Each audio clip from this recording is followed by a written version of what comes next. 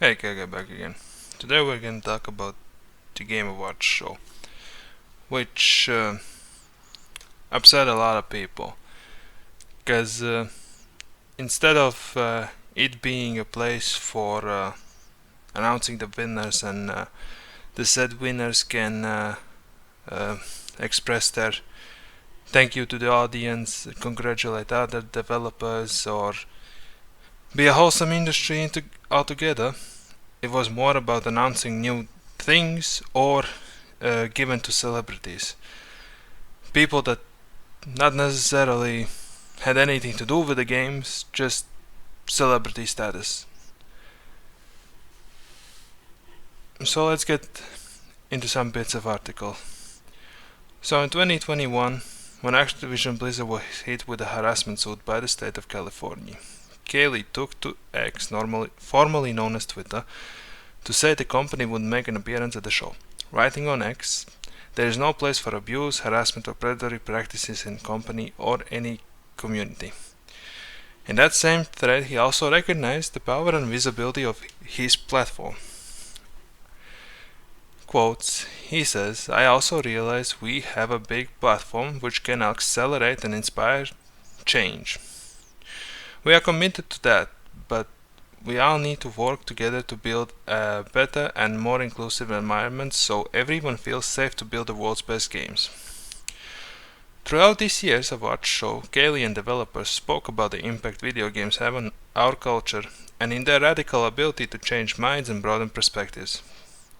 Inasmuch as the show's organizer would allow developers to speak before playing them off, or in one case cutting them off entirely, ostensibly, the Game Awards is about celebrating video games and recognizing the achievements of the people who made them.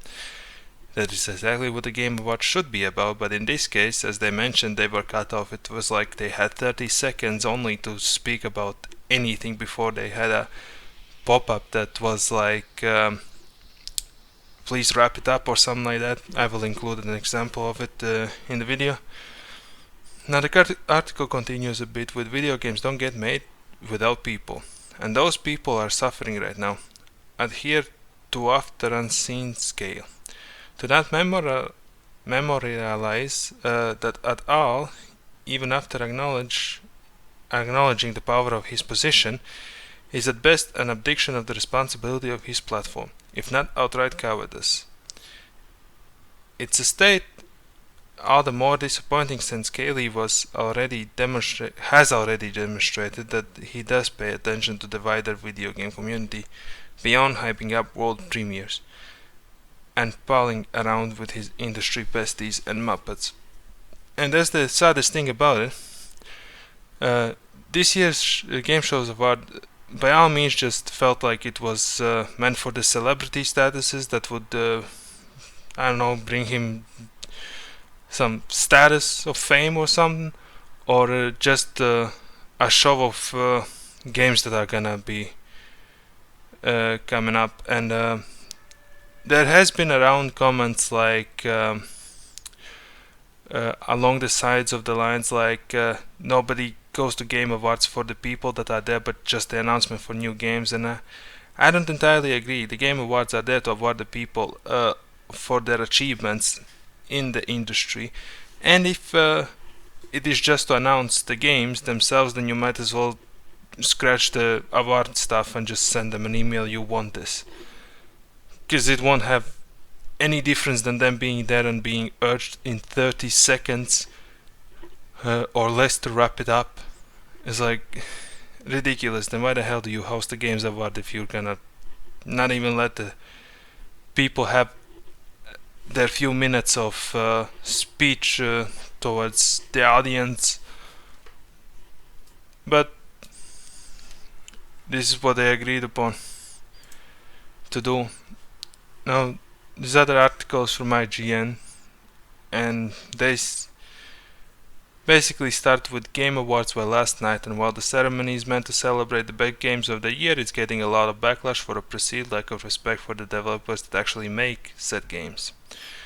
One of the major points of criticism is the short amount of time winning devs were given in their speeches, being told to wrap it up via the teleprompter after about 30 seconds. with music being played shortly after that, as many noted. This stood in especially stark contrast to the time that was devoted to celebrities and special guests. All in all, it reignited the recurring complaint that the Game Awards is more about the announcements than the actual rewards. Exactly what I said. By IGN's estimation, the time spent on the awards and speeches was only about 30 minutes and 42 seconds out of the total of the 2 hour and 52-minute runtime of the show, not including the pre-show. This year's the Game Awards is an embarrassing indictment of a segment of the industry desperate for validation via star power. With little respect for the devs, it's supposedly honoring, wrote Pentiment director Josh Sawyer. I apologize if I misspoke his name.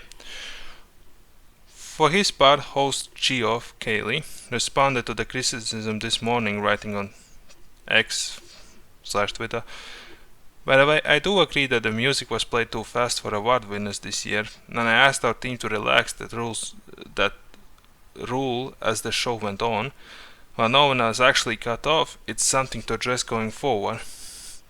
Yet that is not entirely sure, because there is on Twitter all these posts like a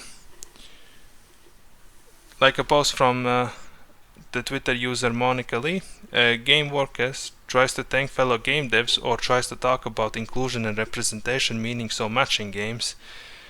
And under that is a picture with the teleprompter that says "Please wrap it up," which from multiple sources you can see it was about 30 seconds before that popped up. And as for that, there is Steven, a Twitter user or X user now. For those curious, Game Awards winners are given 30 seconds for their acceptance speech before a "Please wrap it up" sign starts flashing. And that's the worst thing there. It's like I said before, if you're gonna host something, then host it properly, instead of you have these awards once a year or whenever. I'm not even sure. I'm pretty sure it's once a year. And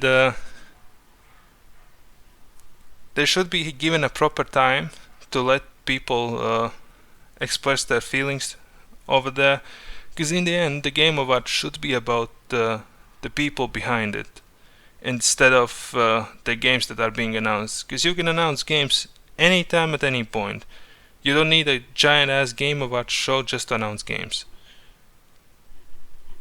And honestly, it's just, like I said, at this point they might have just as well sent them through email, the awards, instead of having them gathered there, because it was more or less just a waste of time for the attendees there, because when they attended they didn't even get the chance to properly express themselves over there. And it's not like they were taking up huge amounts of time. It's like I said, from multiple sources, it's 30 seconds and then it's a "Please wrap it up." In 30 seconds you can't really say much. You could have given them at least a few minutes. But I ain't running the show. And let's continue with a bit of the article. It's worth noting, however, that the music used weren't the only subject of criticism. Photos were shared from the ceremony on the large "Please wrap it up" request. Winners were greeted with on the teleprompter. Well, probably Monsters dev JC Lowe posted the terms that said winners were only allotted about 30 seconds for their speeches. And there is a ex-user by the name of Haley that she writes, "Because I'm bored and have nothing better to do with myself, I broke down exactly how the Game Awards 3-hour runtime was allocated. Winner's speech is 10 minutes, musical numbers 13.5 minutes, award presenters 36.5 minutes, other presenters 42.5 minutes, trailers and ads for 1 hour and 28 minutes. And yet, in all togetherness, the winners get only 10 minutes. which by all means, between all the winners there is nowhere near enough time for anyone to express anything meaningful.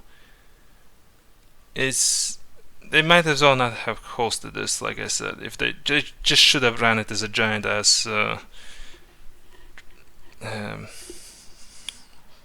advertisement for games upcoming. Because the saddest thing is now the industry has massive layoffs and it's suffering, and instead of having something wholesome for the Games Award that should be about people, as stated before, one way of supporting them, giving them some time to speak and whatnot, it was not given. It was more or less just about having ads, trailers, and whatnot. It was not about the people behind the games that are gonna who made the games. So all these success stories, instead it's just we're gonna announce the next thing and move on. And there's a comment that is like, you're gonna find that nobody really cares about awards and are just watching for the reveals. Did you know many publications do their own version of Game Awards each year? Nobody cares. Which I disagree with. If anything, you can announce games. Game Awards should be about the rewards and the people that work behind them instead of just the reveals. You might as well have a separate thing for the reveals themselves. It's an idiotic comment for me personally. And I think that's where I'll wrap up the video, and I'll see you guys next time.